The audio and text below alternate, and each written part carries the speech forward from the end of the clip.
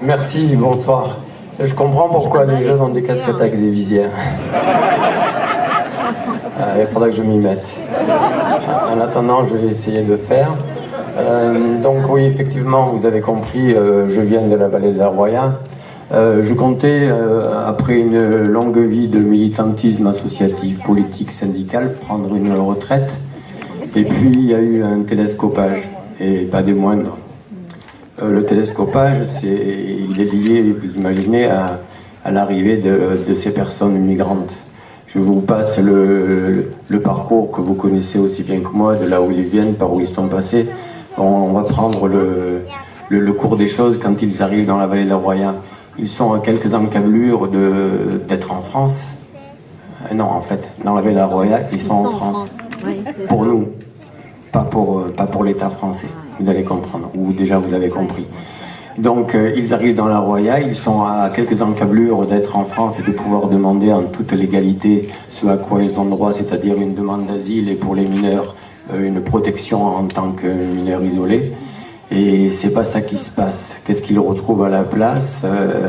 Une chasse. Carrément, ça se finit en ce moment à la chasse. C'est une chasse à l'homme qui est en train de se produire. Quand ils sont attrapés, ils sont reconduits systématiquement et sans aucune autre procédure légale, ils sont reconduits à la frontière italienne. Et ces derniers temps, non seulement ils sont reconduits à la frontière italienne, mais dans les dernières semaines, il y a des bus qui sont constitués. Et dès que le bus est plein, ça part dans des centres de rétention à Taranto.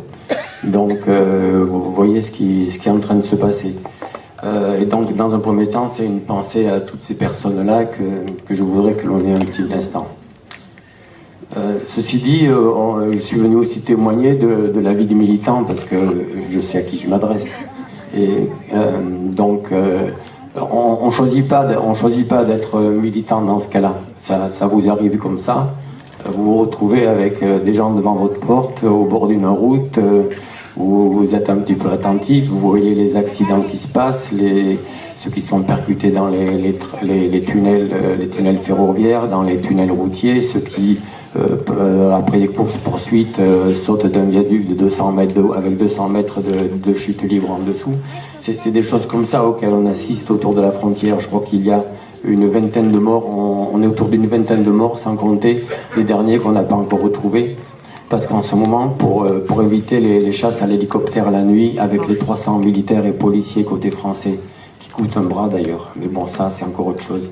Il n'emprunte même plus les autoroutes, il n'emprunte même plus les chemins, il passe à travers les falaises et il y a des accidents tous les jours de cet ordre-là. Et quand à un moment donné, il y a une course-poursuite qui mène à une impasse pour le migrant, il n'hésite pas à sauter de plusieurs dizaines de mètres pour échapper aux policiers. Je voulais quand même qu'on parle de ces choses-là, parce que là, on touche vraiment au fond du problème. Ceci dit, les militants que nous sommes, dès les premiers temps, nous avons commencé à faire de l'humanitaire. Ça va de soi, c'est la première des choses. On donne à manger, on soigne, on propose un hébergement. On s'est même laissé aller à faire du transport. Et à ce moment-là, on est à 15 gardes à vue, à 9 procès. Et je vous parlerai tout à l'heure du style de condamnation auquel on est confronté.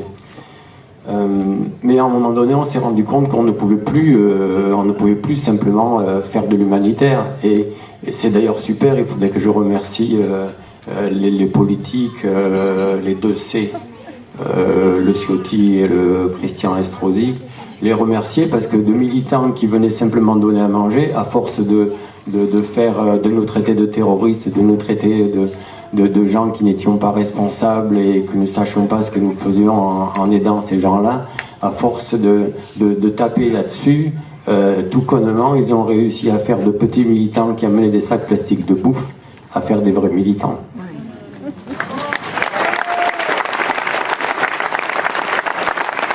J'espère que c'est pour les militants que vous applaudissez, pas pour le Ciotti, non?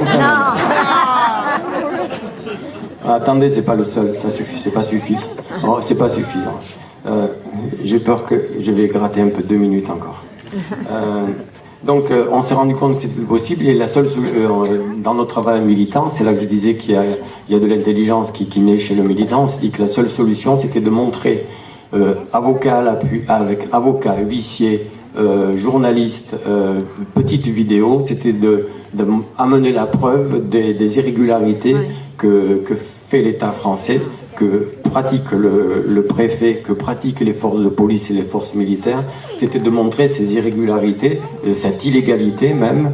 Et en pratiquant de la sorte, vous avez peut-être tous vu ces petits films sur YouTube de CRS. Je vous conseille de taper YouTube et CRS. On a choisi CRS parce que à un moment donné, on était coincé dans un squat avec 90 migrants et puis le préfet nous dit mettez sur un texte, sur une feuille de papier vos conditions pour qu'on vous laisse sortir du squat. Et donc on se dit, on écrit les conditions, tout ça, pas de problème. Et on s'est dit, putain, mais comment on peut signer? Alors on discute, et puis il y en a un qui dit, putain, CRS. Collectif Roya Solidaire. Et donc on a gardé ça. Et on continue à s'amuser avec ces petits films qui font fureur, parce qu'il y a noir sur blanc, sauf que c'est de la couleur. Il y a noir sur blanc en couleur, il y a la preuve irréfutable que l'État français, avec sa police, avec ses militaires, et avec sa justice, est dans la complète illégalité. Et donc on est en train de gagner des bagarres comme ça, et ces bagarres nous ont permis à un moment donné d'arriver à condamner le préfet des Alpes-Maritimes au tribunal administratif pour le fait qu'il n'ait pas fait en sorte qu'une famille d'Érythréens puisse demander l'asile. On avait réussi le même coup avec les mineurs, où le Ciotti, qui ne voulait pas créer de centre pour aider les mineurs dans le département des Alpes-Maritimes, on avait réussi à faire en sorte que ce soit les camions de policiers qui descendent depuis Breil-sur-Roya jusqu'à Nice, les mineurs, pour les mettre dans des centres d'accueil. Et ça a été pareil la suite sur un protocole quand le préfet a perdu au tribunal.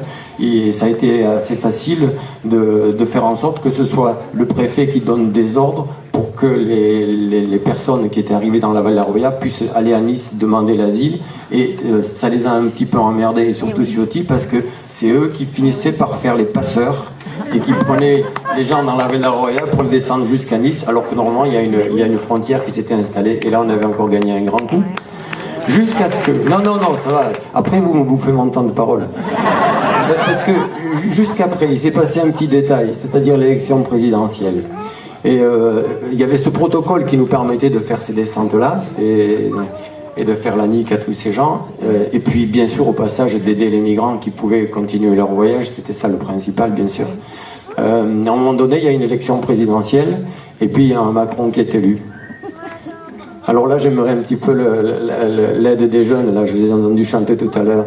Et puis Macron, et puis menace. Et puis Macron, c'est dégueulasse. Et puis Macron, c'est dégueulasse. Et puis Macron, c'est dégueulasse. Stop, j'ai plus que 2 minutes.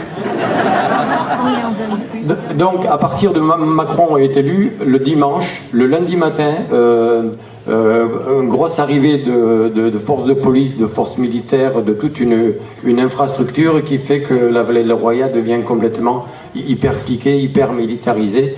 Et en 2 semaines, plus aucun migrant n'arrive dans la Roya. Et à ce moment-là, s'ensuit les cascades de procès. Et ça passe par le procès en appel de Cédric, par exemple. Et là, je veux quand même en dire 2 mots, parce que c'est important et ça concerne tous les militants. Lors de ce procès, comme ils essayent pour faire tomber un militant qui aide les migrants, la seule manière de le faire tomber, c'est de dire qu'il a une contrepartie financière.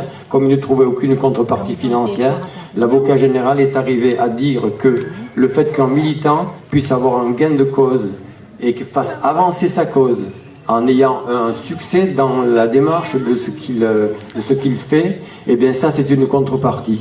Et à partir de là, on est condamnable là-dessus. Je vous promets qu'on en est là. Donc, il faut, ça je vais prendre 1 minute pour le dire. Donc, elle compte pas, ça là. C'est important, mais ouais. Donc, ça, c'était l'élection de Macron. Et si bien que maintenant, la poche de la Roya est complètement anéantie. Cédric ne peut plus se déplacer, aucune gare, il est assigné à résidence dans le département des Alpes-Maritimes, c'est pour ça que je suis obligé de venir jusqu'ici, sinon c'était lui. Et ensuite, plus aucun migrant ne peut arriver, donc plus aucun bien sûr ne part. Et les migrations se font par d'autres canaux. Et ce que je voulais dire aussi, et maintenant je passe aux perspectives que nous avons, les perspectives sont de se dire que quand la police, les militaires, l'État, la justice arrive à anéantir une poche, elle va se créer ailleurs. En ce moment, c'est la zone de Briançon qui est le point chaud. Et ce qu'on veut souhaiter dans nos luttes, c'est faire en sorte que notre expérience et les erreurs que l'on a faites ne sont pas reproduites. Et on essaie de créer un front de tout l'arc alpin. Et bientôt, il faudra aller créer un front dès cet automne sur l'arc pyrénéen, parce que tout va arriver par le Maroc et par l'Espagne. Donc ça, c'est la suite de notre lutte. Notre lutte aussi consiste à essayer de fédérer le maximum de personnes pour ne pas être une petite association isolée. Il y a un candidat Front National qui a attaqué l'association Royale Citoyenne pour la faire dissoudre. On passe en procès le 12 octobre. C'est pour vous dire où on en est. Donc essayer de fédérer des grosses associations qui peuvent nous soutenir dès qu'on a un petit problème. Ça c'est le point. Une dernière chose, ce que l'on souhaite dans un avenir proche, mais là ça frise l'utopie et c'est bien pour ça que je suis là aussi, c'est qu'on ne peut pas, sauf en faisant l'erreur que la gauche progressiste dont on peut se réclamer à un moment donné, cette gauche ne se consacre qu'au problème des migrants. Et qu'on nous dise, vous êtes capable que de vous occuper des migrants, vous n'êtes pas capable de faire de la politique. On ne voudrait pas tomber dans ce piège-là. Et l'idée que l'on a, c'est essayer de porter, à partir de la petite étincelle de la Vallée de la Roya, porter un projet de société. Qu'est-ce que l'on veut faire de notre vie, quelle doit être notre société dans le monde à venir? C'est ça qui nous paraît intéressant.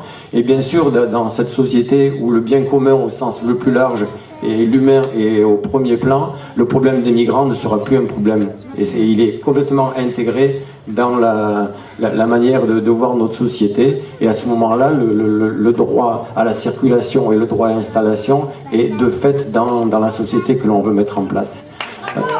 Juste une dernière chose, on va solliciter les associations et les partis dans quelques semaines pour une manifestation géante qui partira, je l'espère, de la Vallée de la Roya. Merci à vous.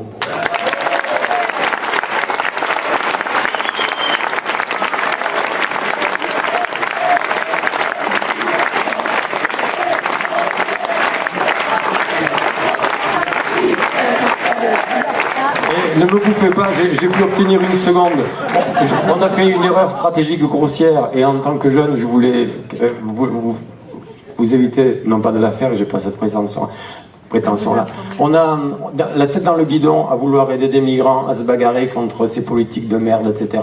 On a fait une erreur fondamentale. On a fait beaucoup d'actions médiatiques tout autour de chez nous, en France entière et quasiment dans le monde entier. Et on a oublié de s'occuper des gens de la Vallée de la Roya. On a laissé le champ libre à une espèce de groupe fasciste qui pond un torchon depuis 15 jours, qui est vraiment puant.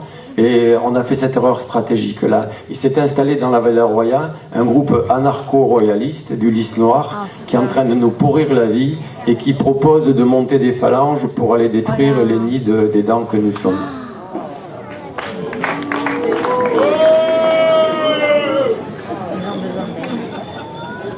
Merci René.